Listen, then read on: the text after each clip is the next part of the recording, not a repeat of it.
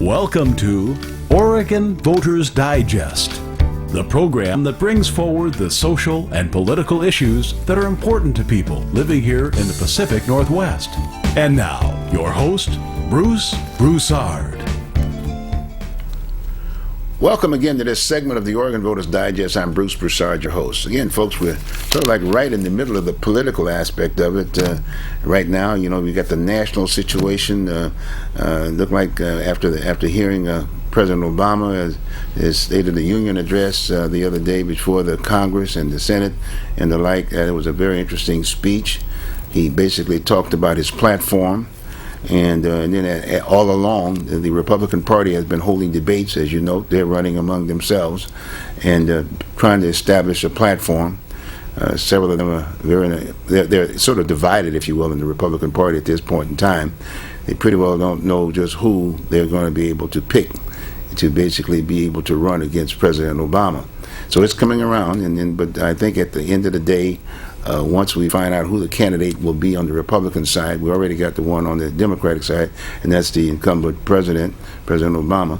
And then at that point in time, then we'll pretty well know what the platform is all about, and then we'll spend more time here at the Oregon Voters Digest addressing those issues, because I think it's a very, very important. But again, it's a very timely situation. I like the idea that the Republicans are holding those debates because it gives you an idea. Everything gets thrown on the table, and that's the good thing about it. You know exactly what we're going to be facing with. We got all sorts of activists on the other side of the deal. We got people with money involved in this process, but more so today, money is not the only entity that's going to basically come up with the results. You know, it's about this piece of device that I carry around. We all have one. Is this one right here? This gives you a news. You can own your own newspaper, your own radio station, your own TV show, just right here with this issue right here. Okay, this particular piece right here, that cell phone. And things are changing on an ongoing basis. You can talk to this thing; it talks back to you. I mean, it's just something else. And I'm glad that I'm here to be a part of the process. Okay, so with that, what we're going to do this time around in this particular show is that we're going to spend some time here locally, and maybe focus on some of the political activities that are happening here locally. And I'm going to be able to do that with my guest today. He's a young man that has been, boy, I tell you, he's been getting all kinds of media here in the local publication. I don't know if you've seen it yet, but honestly, I don't know. We might be, there it is right there. You might be able to get some of it there, right there across there. You might not see it yet. It hasn't. Okay, there it is. You can pretty well see it on the screen right there. Okay, and that's from the Portland Observer. And whatever it takes, this young man who happens to be running either as the heading goes, Occupy activist follows arrest with run for mayor. And I'm talking about Cameron Whitman. He's 20 years old, and the young man's been here only 3 years, and he's out there doing something. And you've just gone through the Occupy Portland, Occupy Wall Street, Occupy Portland. Kind of pretty well focus it here in our area, and he was very much involved in that deal. And in all due respect, you know, everyone has their way of, quote, getting involved. And sometimes, most of the time, it's just activism. But my position is that if you really want to get involved and put the issues out on the table and discuss those issues and to see whether or not, in fact, they make sense and better our way of life here in the Portland metropolitan area, then guess what you need to do? You need to run for office so that your peers, if you will, can say, yes, we'd like for you to be, if you will, one of our leaders within our community. And so anyway, so I'm excited about the fact that he is one of 18 people that have filed. Some have filed formally, and some are still picking up their 100 names, or if not that, they haven't put up that $50 yet, but they've indicated that they're going to be running. So we got about 18 so far, and they were going to all be running for mayor. And it was said also too that back when Vera ran years back, there was another situation where let me see. I think this is over here. I got this one right here. I got so much material here with this young man's name in it. But when Vera ran in 2004. In 2004, when Mayor Vera Katz, she ran in 2004. 23 people ran for mayor at that point in time. And a young man by the name of Jake Okenberger, okay, yeah, he basically, he ran, And I think Jake was about 19 or 20 during that particular time. He was 22. He was 22, so you're younger than he. I'm getting ready to introduce my guest here. But anyway, Oakenberger was 22 years old, and he pulled 27% of the vote, and she had 55%, so she had more than 51%, so they didn't have to worry about a runoff. And it just so happened I ran during that particular time. And I'm thinking that I know I had more experience, more exposure, more involvement, to say the light, but I didn't get the type of exposure that Jake got. He got all kinds of press, the whole 9 yard. He wasn't in business. He was still in school. I mean, on and on and on and on. But I really felt that had I been given the opportunity to get that kind of media, I didn't have the money. I really didn't have the money. You're not going to have, in all due respect, a person like myself is not going to have people knocking on the door and say, here's $100,000 or $200,000 or $300,000 to run a very effective race. And so anyway, but I did run. I felt, as far as I'm concerned, I ran a credible race. I put some issues on the table, and the media had to carry some of those things. So that was a good deal. But this time around, we've got a young man, and that's who my guest is today. I'm talking about Cameron Whitten. He's here with me today, and I would like to welcome you aboard, Cameron. Hey, how's it going? Fantastic. He's 20 years old, not 22 or 23 years old, and it's going to be interesting to see whether or not the media continues, if you will, the media keeps the attention on your particular campaign. They've got you here on the front page of the Portland Observer. That's the one I just showed you. They've got you. They had you in the Tribune. Front page. Big time. The front page of the Tribune. Fold, yeah. Yeah, big time, and they got you in there again, if you will, in the Tribune. They've got your names mentioned in the Oregonian. So you're really right out there. Interview with them tomorrow too. You're going to be interviewed with them tomorrow? That's a fantastic deal.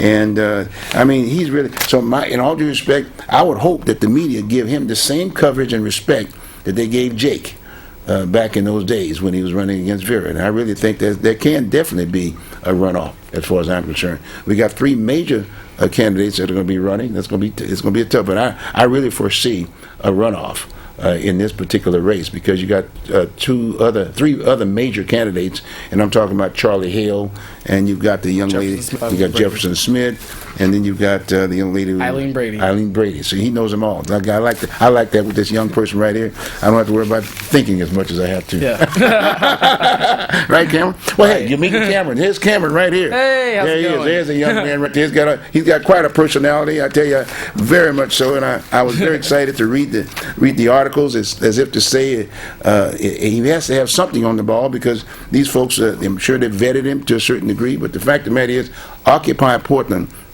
whether you recognize it or not, is that it is an issue. Young people are involved. And I know many of us might object to their involvement but the fact is we've got to respond and get involved with the process. Quote, let's smell the coffee, because the day has changed. Things have changed.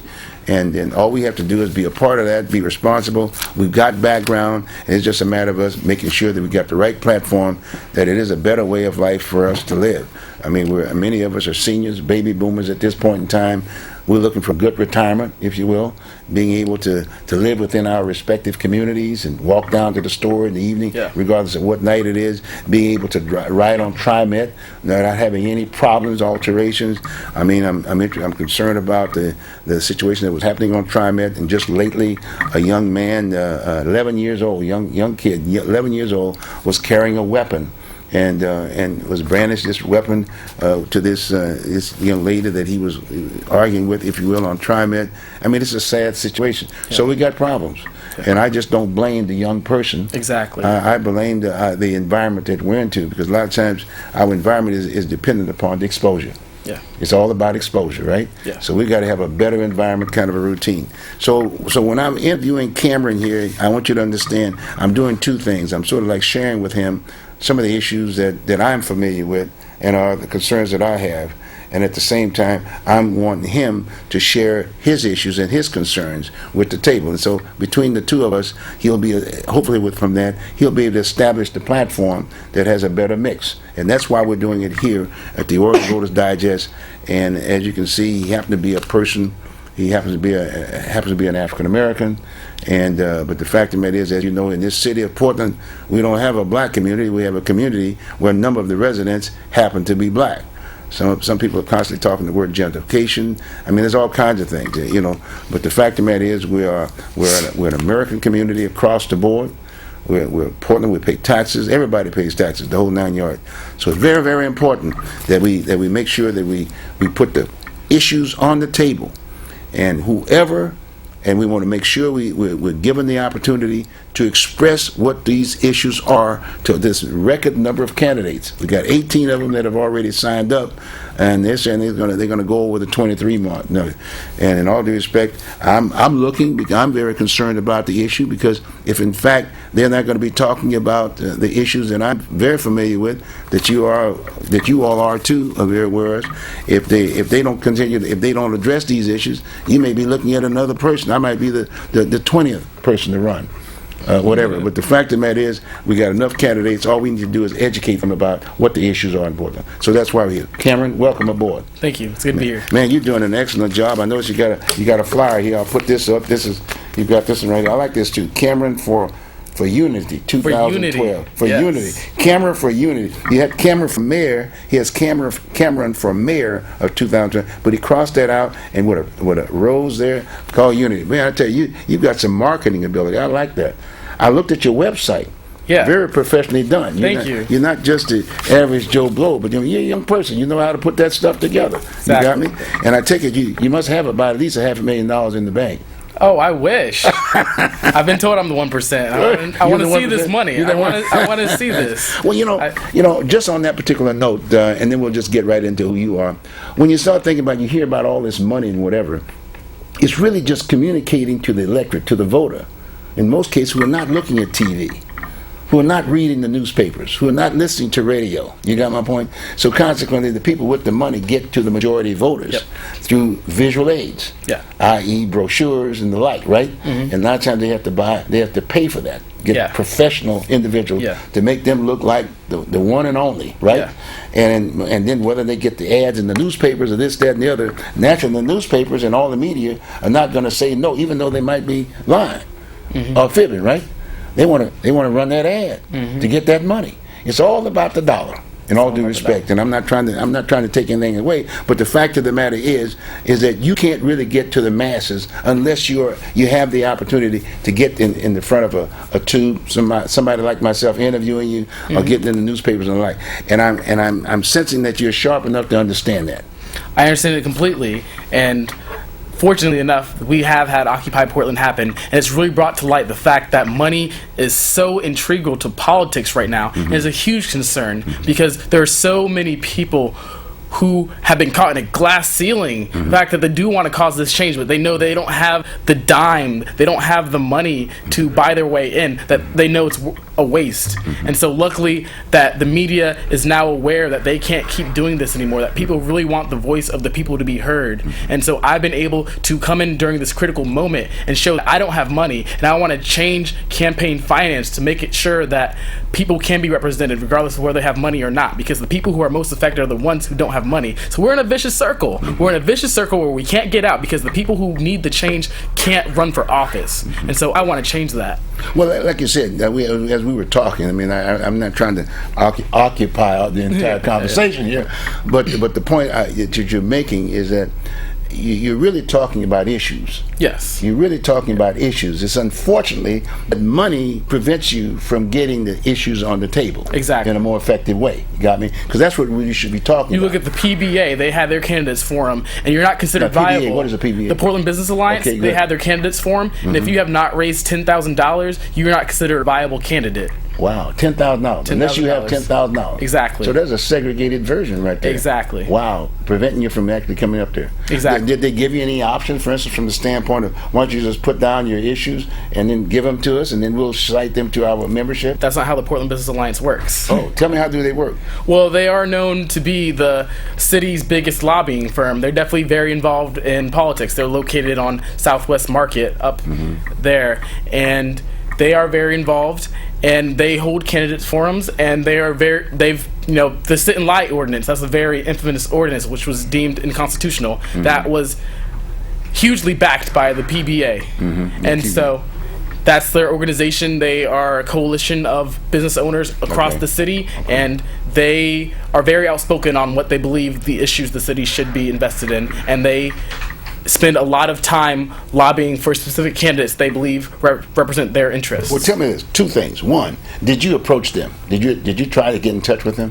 When they were doing their forums, I had not yet considered running for mayor. Okay, but will you be approaching them? I will approach them. There were other candidates who did approach them for an interview, and they were not allowed, such as... And secondly, now that you have file. Yes. Okay, you have file. Have they sent you any material in terms of what their issues are? No. They've not sent you. They've not contacted you in any way, shape, or form. No. Okay. That's another issue. That is another issue. Now let's go back to Occupy Portland. How did you get involved in that process? So since I've been in Portland, Right. I've been completely involved in activism. I have volunteered in so many places right around Portland: Meals on Wheels, Free Greek. In other words, a diverse amount of organizations. And downtown Portland specifically? Mostly inner Portland. inner It wasn't just downtown, but definitely on the east side as well. Okay.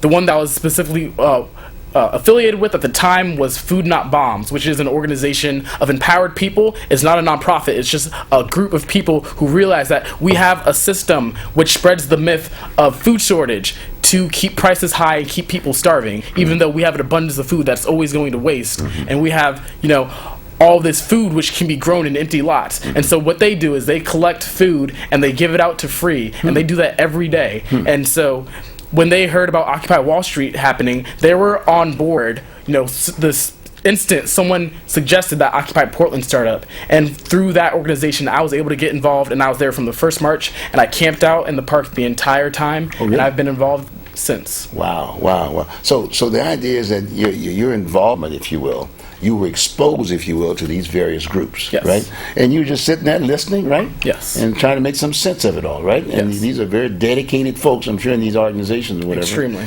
And so from that, like you said, you got in the Occupy Portland movement aspect of it. You went down there and whatever. What were some of the activities that were going there in Occupy Portland while you were there?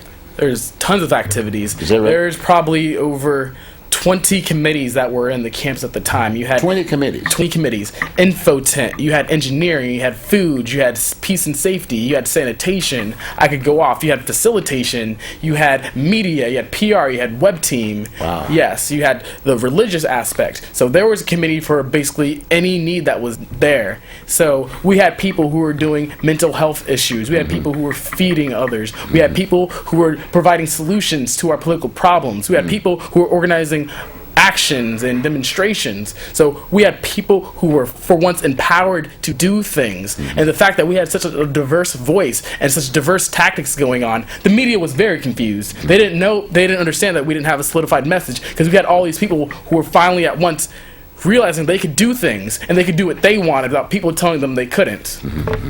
One of the concerns that the citizens had in regards to what the mayor was trying to put was the idea is that it occupied a major park right there in the front of City Hall, if you will.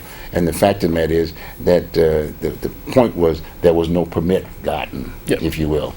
Can you talk to that? Did you hear anybody? Was there anyone there responsible for picking up a permit or talk to that issue, or what? How did that come about? So the issue with the permit, this whole experience has been very intentional. Every part about it has been thought out with complete consideration. Okay. And what it is right now, it is civil disobedience. This is a civil rights movement. And it's the fact that the people of the public have elected officials to govern them with their best interests, to protect the welfare of the people, and they have access to these public commons. And you can tell with our society, there's so much oppression that's going on. There's so many needs that aren't being met due to social, political, and economic inequality. The people decided that they're going to use their public commons, which they pay taxes for, which is supposed to belong to them, as a venue to air their grievances and demand a change in our government. And so they did not believe they needed a permit to practice some civil disobedience to show that the people who have the legal power are misusing it. And so they are there to make a statement saying that we've had enough of that, and we aren't going to leave from the front of City Hall till we see some changes. Now, tell me this. Was there ever a meeting of maybe a few leaders with the mayor to kind of maybe talk to the fact that they're going to be camping there and be talking about these issues and whatever? And what? Were you a part of that? Did you have access to We that? did select a few individuals You to did? talk. Yes. To talk to the mayor? Yes. At the beginning? Yes, in the beginning. In the beginning. And there was an official time, I believe it was like the day after Sam Adams decided to close the camps, that those people who were selected to begin communication with them stopped. And they made an official resignation from those duties because there was no communication. And, even though they presented Sam Adams saying that there are a lot of mental health issues that have been going on in the city, and now that we are demonstrating here in these parks, a lot of those mental health issues are now concentrated in this area. Can you please send some help? Can you please send some social workers, which you say are in this Rose City pamphlet? And they never got back to them. And they decided to say that it was unsafe and there was nothing we could do, and we're just going to shut down these two parks and let the problems disperse back over the city again. So what I'm hearing you saying is that that there were some considerations given at the beginning about quote, what can we do? It's sort of a compromise kind of a deal. We're willing to we clean the park up, or we can raise some monies, and we had the fire marshal there. We had health services. The health services said we were perfectly fine. Fire marshal was saying that the wet wood that we had was a fire hazard. We were in Portland and it rains all the time, so that was interesting. But we did follow all the regulations that we were given. We were very compliant. But like I said, from that initial piece, there was an attempt to sit down and discuss the occupation, if you will, of the park, and have all the entities at the table. And it's okay, fine. This is what you do. This is our requirement, if you will, from the city. This is what we have to do. We can compromise this, et cetera, et cetera, et cetera. Because this stuff was happening all over the country, for that matter, in many ways. And so naturally, folks were trying, depending upon which area you were in, people were trying to compensate to allow this to happen. Fair? Yes. It wasn't kind of a situation where you bring tanks and whatever and just pull everybody out. You got me? Again, that's been one of the issues that every city has, for that matter. And I've always felt strongly about the fact that there's always the issue about the confrontation between police and let's say a demonstrator. And that's been one of the lacking points here within the city of Portland. I think what needs to be done, citizens need to know exactly what the duties are and charges of a police department. Yes. They need to know that. So then they would know, then let them do their job. And vice versa, the police department needs to know exactly the pros and the cons with reference to that charges, if you will, to the people. And I think that's a moment, we've not had that kind of a focus, if you will. No, we haven't.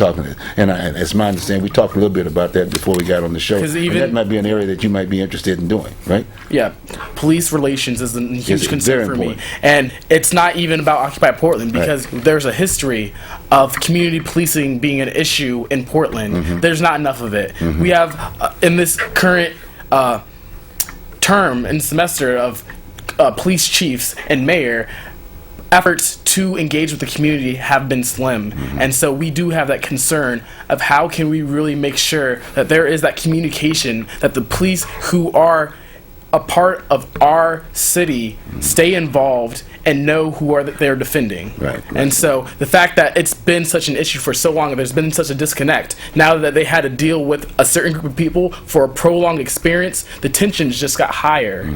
They weren't used to having to be there to listen to people, and they were only just learning before the camps ended up being disbanded. But you have no problem from the standpoint of saying, hey, you're going to draw these folks to the table, let's sit down and talk. Exactly. All right. We had liaisons of the police who were there to communicate with them. Well, what were some of the other issues that you think were on the table? I mean, any specific issues? I mean, we talked about the 1%. We talked about that piece. But what about some other issues? Were there other issues that were wanting to be addressed from the group? I believe that as the 99%, all of the issues that you had were diverse, and they were very specific to the person was. But it mostly had to do with the fact that we are not being represented. Okay. Because we all have yes, it's the key. Inequality is so high, and you can see that these representatives are doing nothing about that. We have people who need health care. We have people who need food, people who need jobs, people who need to feel safe, people who want to have corporations no longer controlling elections, corporations who can't damage the environment for no reason, corporations who want to be able to take away constitutional rights from people. We don't want banks being able to be bailed out and then buy government bonds and create this cycle of debt. We have all these ideas, and nobody is there representing that in our government. Nobody's representing that. We have so many people, and I'll call them out. We have anti-statists, we have anti-capitalists, we have people who are socialists, we have people with all these different ideas, and they actually do have huge followships, but they are stifled by corporate media all the time, because corporate media is owned by our government. They basically have to talk about things that are approved by Republicans and Democrats. You know, as I'm hearing you speak, like you said, it's like anything else, you're activists, basically, you have to be, if you're going to be involved in politics anyway. They're all activists, for that matter. Yeah. Some have more money than others, but it's still, it comes down to the same deal. But as I hear you speaking, I guess the thing is, when you filed to run for office, you filed how long ago? I filed a prospective nomination form. Okay. My other file I've not sent in yet. Okay. Yeah. But when you picked up those papers, did they give you any sense of orientations or whatever, from the standpoint of say, well, we're going to schedule you for an orientation at City Hall to talk about the duties and et cetera, and defining the mayoral office that you're running for? Did you get that? They did not do that. Is that something that you'd be of interest if in fact you were elected mayor? To make sure that the people get the idea, because it's freedom here. Anybody can run for office, but a lot of times people don't know what the issues are. Exactly. They need to know what the specific issues are of the city as it sits right at this point in time, and futures. Right? Fair? Yes. And I would say that Portland is good with its attempts at civil engagement, but there is that issue. There is that glass ceiling of they have a website and they're saying, oh, well, because we have information on there, you should just know what the city's about. And I believe there's a huge disconnect, because there are so many people who can't afford the internet. There are so many people, the city tried to do a Wi-Fi program, which they kind of just stopped. They abandoned it because of funding. And there are people who don't use that technology. You have the older age of people who really don't trust and don't pick up an iPod, and they're just like, what is this? Is that a remote? So there is that huge disconnect. It should be a much stronger connection between citizens and their government. And we used to have civic engagement programs that used to be like mandatory in our schools, and we've kind of lost that. So that needs to be an integral part of what we do when we move into the future. So I like what you're saying, because as you think about this thing, maybe the mayor, he's not an incumbent. He's not running again this time around. It would be an opportunity for Mayor Adams, if you will, to hold an orientation process with all the folks who are running for office, just to kind of lay out the land. This is the expectation. These are the things that are happening here. These are some of the priorities that we're having. This is where I've done, et cetera, et cetera, et cetera. You know what I'm saying? And then that way, it focuses, if you will, the campaign of who can actually be more responsive to the issues at the table. Exactly. Is that a fair situation? Very fair. And we were talking about that, and you kind of made a reference to that, and I like what you said about that particular piece. Okay, another piece. Let me ask you now, as you know, that 18 people have pretty well said they're going to be running for office, and they've cited three of the leading proponents. You talked about the $10,000 or better, and both said basically it's Brady. You got Brady, you got Charlie Hale, and you've got Jefferson Smith. Now, tell me, what of those three people that occupied Portland, was going on at that particular time, did they come to the site, kind of get a sense and talk with you to kind of get a sense of what's going on and what are your issues? And none of them came to the site. But when the demonstration happened at the Pearl District, Charlie Hales, who helped create that area, was there to watch, and he was very disappointed. He was there to protest against our demonstration. Yeah. But did he approach any of the folks up there and say, hey, look, just walk right into the crowd and say, hey, look, let me tell you what, you're breaking the rules? He didn't talk to any of the people or civilians that were in the area. He talked to the park rangers. And that was it? That was it. Okay.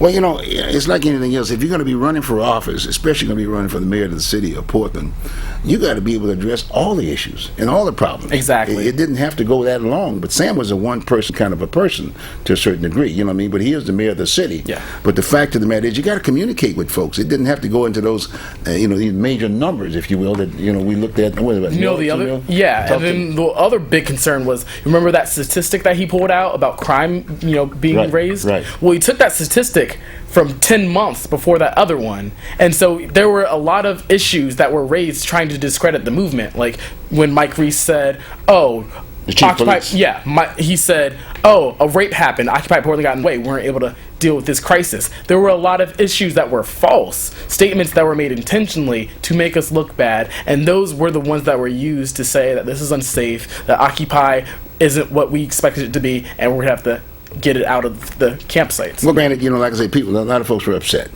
We agree to that. I understand that. Good. Yeah. Tell you what we're going to do, Cameron. We're going to take a short break, and then we'll come back and continue this discussion. Great. Fair with you?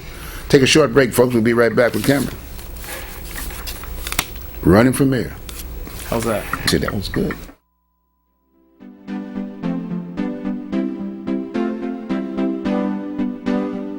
You are watching Oregon Voters Digest. This program can be seen again on these channels on these dates and times. Tell a friend.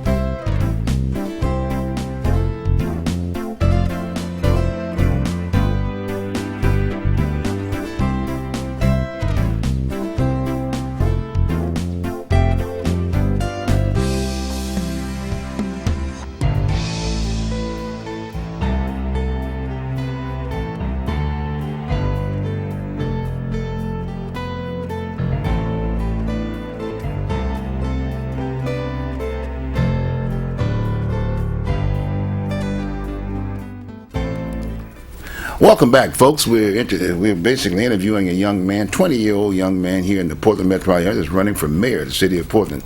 18 folks have already filed, if you will. That's under the prelim, and then there's the formal filing aspect of it. But he's in the prelim aspect of it at this point in time. But he's committed to formalize this campaign, and he's got quite a website. Put that back on the screen. His website. He's my guest today, and boy, I tell you, check out the website. I mean, it was very professionally done, and it's not just like someone just wanting to just do something, but it just shows you the capacity that we're in terms of technology and whatever, that you can run for office very effectively. Okay, there it is right there, Cameron Whitten for mayor. Was that? Oh, the website's Cameron for Unity. Yeah, Cameron for Unity. Yeah, right. Okay, you got that down there, Cameron. Whitten for Unity.com. Okay, or you can call him or text him at 503-890-5716. Really good. Welcome back, Cameron. Well, look, this is very interesting. What are some of the other things that when I think of Oakenberg, I remember him. He was running. He was doing a little running downtown. He was just basically doing a run. Just showing how physically fit he was downtown. Had a permit to run. That's funny. So now I'm interested in terms of now you've got the Occupy Portland piece. Are you looking at running or maybe doing an occupying piece again? I noticed that you had one photo. This is the one that was in the Observer.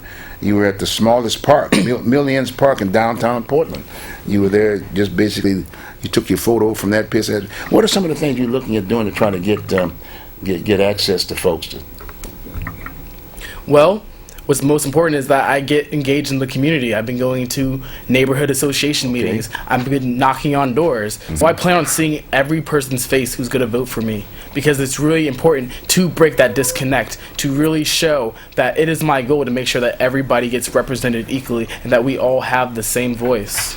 Well, I guess you are young enough. You don't necessarily need the $1 million to run, right? Exactly. Because you're not going to be able to raise that kind of money. I'm sure. I don't want to raise that kind of money. You don't want to raise that kind of money. Why is that so? It's really important for us to try to get money out of politics. You look at Measure 47, which was voted in 2006. And what was 47? That was the one saying that campaign contributions can't be over $100 for public office within Oregon, and that corporations and unions could not donate any finances. And basically, what's weird is because Measure 46 didn't get passed, that would change the charter of the Oregon Constitution saying that campaign laws can be enforced and whatnot. But you can see that it's obvious that there is a huge push to have money no longer being a predominant factor in our political system. And so we really need to find a way to make sure that people can be advocated for and can actually have a solid platform without having to raise extravagant amounts of money, because that money should be going towards schools. That money should be going towards society and towards a better economy and for a future that we all can invest in. So, well, tell me this now. Now, I realize you've only been here about 3 years, and it's like anything else. There's a little OJT time. It's my understanding that's what you're going to be doing, knocking on doors, whether it be organizations or whether it be homeowners or whatever, knocking on, trying to get a sense of what the issues are, right? Yeah. Because we can't get it through the quote filing process, right? We've already gone through that process, so you're going to have to do some work. Is that fair? Yep. And you're not going to raise the kind of monies that you need. I'm sure you don't. Has a super PAC contacted you? I'm only accepting $200 per individual because I believe in campaign finance limitations, because we should all have an equal access to our politicians, and we can't have that when people can donate $10,000, $20,000, and some people can only give $5. So we really need to break that inequality down, and so I'm willing to take that step and ask for much less. Well, good. Well, that was a former Mayor Tom Potter, who basically did the same thing, and he was very successful in his own right aspect of it. However, he did have a little bit more exposure being former chief, police chief, but he was a very effective person. He was very much involved in community policing and a lot of other things that he did, if you will. I don't know whether his daughter is still on the force or not, but I don't know if he's retired or not. But anyway, you may want to give him a call and stop by and say hi to him, and you get a sense of maybe he might support you. Because a lot of times endorsement means a lot. Well, he's already endorsed Eileen Brady. Do that now? He's already endorsed Eileen. Yeah. Well, but Tom is a good man. He might just say, well, look, I might have endorsed Eileen, but I like Cameron. Tell him I told him to go by and see him anyway. I'm saying, Bruce, totally. I will. But why not sit down with him? I want to talk to everybody. Yeah, there you Exactly. go. There you go. You want to make sure we all have value. You do that. And understand. By the way, we're going to open up the lines here in a minute. Here, anytime you guys are ready to open up the line, if anybody want to chat, make a comment or so to Cameron while he's here at the Oregon Voters Digest with me, please feel free to call. We'll put the number on the screen and give us a call. I'll continue to talk to Cameron here. We're going to give him his hours and give him his plan. And I plan to interview some of the rest of the candidates that are running too. Cameron's come up with an idea. He might get that 1%, if you will, of not representation of all the other. Let's see, that would be right now would be 15 candidates. 15 candidates, the ones who are not considered that didn't have $10,000 or better. He's looking at the possibility of organizing all those folks together and maybe getting together and discussing their various issues and whatever. We can only have good politics if we have transparency. That's right. So we all need to have our voices heard. Well, that's good. I'd like to join that, by the way. I'd like to help you out on that. All right, cool. Appreciate that. Because it's all about the people. And not to say that I don't know I know Charlie real well. I know Charlie. I know of him. I know Jefferson Smith. I know him. And I know his dad real well, Joe Smith. Know him real well. Not familiar with the young lady that's running, but I'm sure that we'll have her on the show. And because March is the deadline. We want people to know who are the candidates. We still might have an open flooded door yet, so can't interview everybody at one time. But maybe this idea of yours getting everybody together, we might put together a forum. Maybe put it right here at the studio. I love all it. Those candidates. Get Let's 15 of them. Put them right. Can you do that? You help me organize that, please? I'll help you organize it. You're good. That's good. I appreciate you brought up the idea. Of course. I think it's a good idea. People, you need to be heard because we're all here. And we're all living here in the city of Portland, and we should all be respected. Transparency is a very key. There's the number on the screen, folks. You can give us a call right here, 503-288-4442 or 503-288-4448. And if you got anything that you'd like to share with this young man here as to what you felt are the issues that are facing the city of Portland, then give him a call. Not only will he hear them, but the other viewing audience will hear it, and maybe the other candidates may hear it, because also the other medias will also will have access to this piece, and the other candidates. I think it's very important. It's very, very important to educate anybody that's running for office, if running for mayor, city council, Congress, or whatever. Why not give them an orientation in terms of what are the issues, as opposed to the media asking the candidate, well, what are the issues? They're covering the issues on an ongoing basis. I mean, it's best to get right down to the meat of the matter and say, okay, fine, if you don't know that particular issue, let me tell you about it. Yeah. And where you need to go, okay? Because I think it's very, very important, and early on in the campaign, for that matter, to develop and address transparency. You can't say no to anybody running for office. because we're all creatures of our exposure, right? Yeah. And you know a little bit more about what you do in the other areas that I don't know. Yeah. But vice versa, the same boat. So it's very important that we know that. So folks, give us a call if you got a question of Camera or any other candidates. It's very, very important, because here at the Oregon Voters Digest, we're a community television, and that's what we're all about. We're about community, Cameron. That's what we're all about. Okay. Yes. Okay. Let's talk about some other things about yourself. Let's talk a little bit about the issue of education. What's your focus? What's your feel about the concern about education that you brought up? Well, we can only have an empowered community when we have education, and we can only have a true democracy when we have a social democracy where it's built off relationships of people who are enlightened with issues and know what's going on. And so it's really important that our children has access to education, because, you know, our confidence, we kind of gain that when we're in like preschool. Mm-hmm. That's how we know how confident we are. Mm-hmm. And we can only have that when we have knowledgeable kids who are able to access their creative sides. Mm-hmm. And, you know, we need to have vocational training as well, because that's something else we've lost. We've lost the ability to create business for ourselves. Mm-hmm. I don't know how to repair a car. Mm-hmm. I don't know how to, you know, design a building. Mm-hmm. No, I don't know all of the basic services that we need to have a moving city. Mm-hmm. And, you know, I couldn't access that when I was in school. Mm-hmm. You know, I would have to wait into community college for that to happen. And, you know, we've kind of lost our ability for people to be independent and to have the power to knock on someone's door and be like, I have a trade knowledge, I can help you out. You know, we have pretty much lost our ability to be entrepreneurs. Mm-hmm. And I really want to see a city which really supports, you know, entrepreneurship and actually have a foundation that we all can be participants in. Well, I like that, because that's been one of the areas that I've been very interested in, and from the standpoint that in the city of Portland, for your information, we don't have a voc ed in all the schools. We don't have it. Goes back when community college came to the state of Oregon, and obviously, to be straight up with it, came on the back of blacks up in Northeast Portland, the first community college.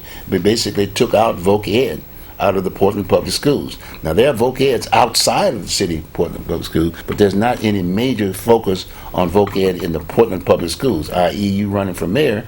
I'm saying, okay, fine, that's an area that we're very concerned with, because our young people have nothing to do. And in most cases, we got the highest dropout rates in the state of Oregon, okay? For across the board, too, by the way. It's not just, quote, African Americans or other minorities. Exactly. It's across the board, okay? So we need something that these young people who are parents are not lawyers or attorneys or people who are responsible, they're out there, okay? And they have nothing else to do. So they need something, whether it be auto mechanics or whether it be shop work, wood shop, or drafting, or home ec for the young women and whatever. So we need to get something back.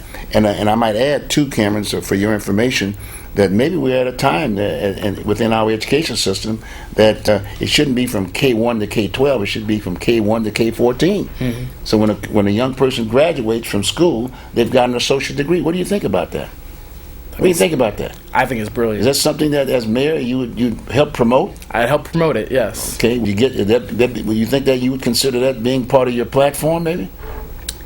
I would consider part of my platform. Education is so important, and it's up to the voters to really choose what they want. Right. If they really want those vocational programs and they vote for it, then I will make sure it happens. Well, we're going to be dependent upon you, because if you're going to be mayor, we got to make sure that that's what you're going to focus on. Have you ever considered maybe signing off on a contract, and once you've identified your platform, and said, okay, fine, if I run for mayor, I will be doing these points? My entire platform is about working off a consensus. Okay. So everything that I do is based off what the public wants. Okay. And so I've seen that huge conflict of interest where we have so many people who are in office and they have advisors and whatnot, and that's who they listen to, and they have their bureaus. But we really need to make it so there is more consensus going on. That means listening to every neighborhood and every person who's around and knowing that these issues are the ones that they support. You know, you want to look at the Water Bureau and the Sewer Bureau being fined for lawsuits because that input was never taken into consideration. We really need to prevent that from happening. So I am all for vocational education. Just come to me and tell me that. Okay. Well, you mentioned water. I think it's very interesting because sitting Commissioner Randy Leonard is the Water Bureau, and there's been a lot of talk about the Water Bureau and the problems and the rates and this, that, and the other. And known Randy for a number of years. He's very assertive. He's an activist in his own mind. Yeah. You know what I mean? But a solid activist. He's done a lot for the city of Portland, and he's going to be giving up his particular seat. But again, too, when I think about him on that particular issue, is this somebody he's going to be leaving anyway? Have you knocked on his door? I have not knocked on his door. Are you going to consider knocking on his door? I've talked to him before. I will consider it. I remember that when I was in City Hall and I talked to him one moment, he told me that he was not there to answer my questions. He was not there? Yes. I asked him about the procedure of limiting people's times because it was changed mid-council.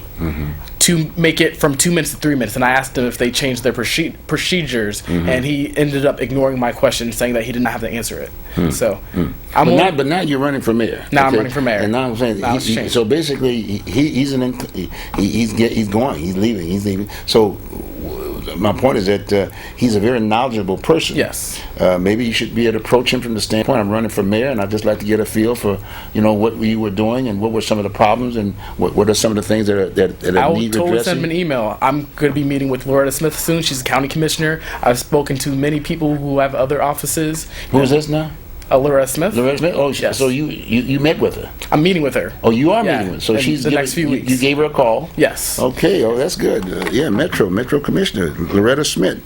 She was just appointed there, and she's doing a heck of a job. Formerly with, as you know, Senator Ron Wyden. Yeah. Very much. Okay. Well, that's good now. So she's going to be a senator. What about others? Are you going to be talking to any others? I have an open door policy, and so. But you are going to be contacting all of them. Yes, I've contacted. I've contacted many of our local politicians, but as you know, it's easier for them to get in contact with me than for me to get in contact with them. So. Well, we'll see like what I said, but that's your job. Yeah. You got to get out there and do it because, like I said, unless you've got maybe $500,000 in the bank or something, people are not going to call you. Exactly. Okay? But you are running for mayor. That's a legitimate situation. Yes. And so consequently, they should at least talk. You never know. Some weird things happens in elections at times. You never know. Very true. And Cameron, with all this publicity that you're getting, the Observer, the Tribune, the Oregonian, and this, that, and the other, and if they gave you the same kind of coverage that they're doing now, maybe that's an indicator. Maybe they picked you out of the 18 to say that you're the most responsible person. Lucky number one. Oh. But I still feel that the other folks who are running also, as far as I'm concerned, should be given the same respect. Exactly. Because they filed to run for office. Exactly. They're not just sitting on the sideline yelling and this, that, and that. I think it's far better in our community to be able to share your thoughts. And as you say, and then if the public wants you in there, they'll vote for you. If they don't, you don't get the vote. So at the end of the day, we're pretty well all satisfied because at least you can say, I put my issues on the table. I've given it my best shot.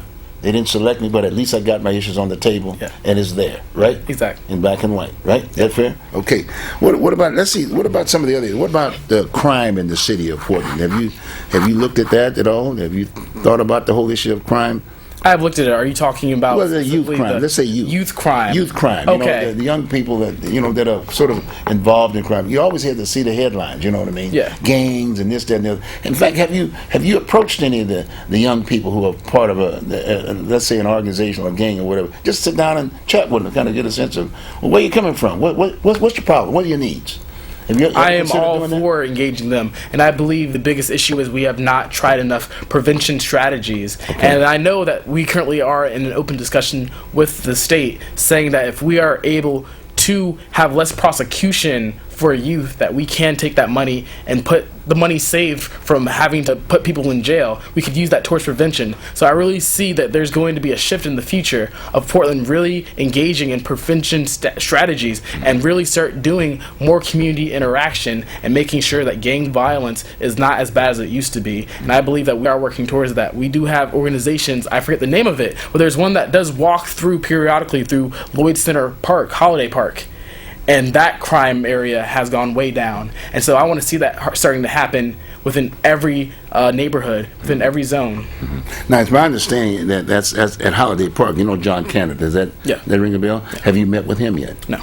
Okay, Reverend Matt Hennessy. Yeah, I know Reverend Matt. Now he supports Canada and that Holiday Park thing. Yeah. And they meet every Friday, right? Yeah. Are you going to consider going down there and walking? Course. Are you going to be going down there and walking with them? And I would say all to the other candidates, they should go down there and check out the situation and talk to those two guys, right? Yes. Fair? Now, the other thing you made mention about the fact that you went to church this morning. Yes. Where'd you go? Went to Vancouver Baptist Church. And who's the reverend there? Pastor Hennessy's the Pastor reverend Hennessy. there. Yeah. Did he recognize you? He recognized me. He did recognize you. He introduced me to the congregation. He did? Yes. So you had an opportunity to speak? Yes. Oh, good. That's good to recognize the ministry of this community, because I mean that really is the force. Yes. If you will, to recognize, if you will, to be response to some of the issues that we're dealing with. Because whenever you start talking about gangs, people tend to target it from the standpoint that it's black. Mm-hmm. But it's just, hey, I belonged to a gang at one point in time called the Marine Corps. True. Solid Corps. I mean, it's a solid one. I'm still associated with the Marine Corps. Once a Marine, always a Marine. Uh-huh. But the fact of the matter is, we all have associations. You got me? Exactly. So if you can I like the idea that you're saying that you're going to be able to, you're going to go and try to sit down and kind of get a sense of what these young people are all about. Let them know about the issues and the concerns that citizens have, about carrying weapons and harassment and a lot of seniors, in this town. Being able to ride the bus, feel safe, our young women, and just right on down the line, something needs to happen. And I'm liking what you're saying about this, and like I say, it's my responsibility to share with you what are some of those concerns. You got me? Yeah. 'Cause I'm in that same senior citizen situation. You got me? And there are a lot of other seniors around there. And a lot of times their parents can't even get out and walk to the corner store and get any milk without being harassed. So that's a very important piece, and want you to know that, okay? Okay, so that's the crime piece. What about the seniors, for that matter? We got quite a group of seniors here.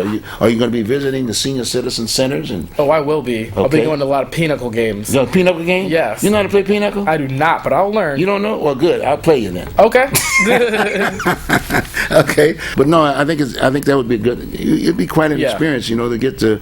They'll really have open the most up your ears. wisdom. Oh, they'll big time wisdom, and I would suggest you're going to be going around the city of Portland to all of the various senior citizens program, because a lot of times we right into the politics of color too, and whatever. That's another issue. Since the president was elected, race is on the table, and I think it's a good thing. We're discussing it. Okay. Yes. And maybe at the end of his term, after maybe put about another 4 years, we need another 4 years from him. I think that'll be a good one. But the bottom line is race is an issue. And what are you dealing about? What's your feeling about race? I believe the city has not yet been able to tackle equity properly. And I believe that there is a huge concern about social justice, especially for race. You want to look at who's being arrested the most. You want to look at, who's being shot the most. And it's people with mental health issues and people of color. And so there is a huge issue of not being able to deal with the fact that systemic oppression has hit Portland really bad. You want to look at Vanport, you want to look at exclusion laws, you want to look at redlining, and the fragments of that damage to our society is still there, and we really need to be able to see how we can make sure that we can fix these problems without it being gentrification, without it pushing the communities that have been deeply affected out of it, and we have not done that. And so that really means bringing economic and social justice issues to the table, and that includes the education aspect, it includes jobs, it includes politics. It really means empowering the communities that we have and encouraging more communities. We have the East Side, and they have, the action policy team. They don't get too much attention from politicians. They're told that because they have the lowest votership, that we don't really need to come over here and listen to you guys because you guys won't vote for us anyways. Mm-hmm. We really need to change that, because that's systemic oppression all over again. There's 73 languages spoken on the East. So we really need to start realizing that if we're going to be equitable, we're going to have to be speaking more than just English. Mm-hmm. Well, good. Well, this has been very enjoyable, Ken. I hope you don't mind my taking advantage of the fact that you're running for mayor. I'm not.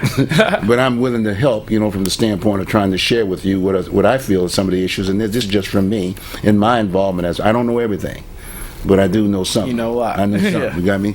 And I just want to make sure that I share some of these thoughts with you. And I like the attitude that you have from the standpoint that you're going to go out and knocking on doors, and you're going to be trying to talk to folks who are in office and various folks, whether it be from the senior citizen community, from the young people community, from the from working families and homeowners and the like. And I like your attitude.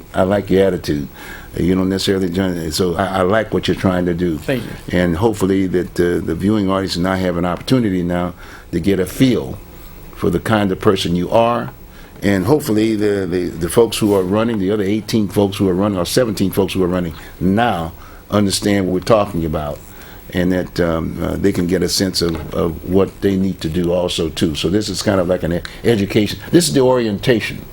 We're giving them an orientation, right, for running for mayor, right, Yeah. or running for office, right? Yeah. You got to know what the platform is, right? You got to be able to communicate with the folks, and if you don't have the money, you got to physically get out there, knock on the doors, et cetera, et cetera, et cetera. So we want to thank you for being a part of this, and I take my hat off for you, and I realize you're going to be vetted more. As you get more into the media, people are going to be saying, okay, if I don't like him. But they're going to say, okay, fine, well, let's see if we can find something negative. And if we find something negative, that means that we can, then we can maybe get rid of him. Well, but I hope I can see that you within yourself, you're going to go on. You're going to move on and just stay focused to the issues, yes. Okay? And just be honest. And I think that's a very, very important piece. So I think you're going to do real well. And I'm going to hopefully maybe in the near future after March, or maybe before March, once you file and you are actually running for office, maybe we can have you sitting in my seat, and you can maybe do an interview with maybe one of the issues, whether it be a senior citizen group, whether it be with the police department, whether it be, the idea is to educate, right? Yeah. That's the key. But I would hope that the city would adopt in their so-called registration or application process for the mayor or any office for that matter, that they have an orientation period. Yeah. For anybody running for office, whether you got $1 in the bank or whether you got $1 million in the bank, they should call everybody at the table and say, these are the issues that we're faced with at this point in time, and have those people that are in those positions, even though they're incumbents. You know what I mean? Incumbent, as far as I'm concerned, is no different than a person running for office. Yeah. If they want to run again, they're just like themselves, right? Yeah.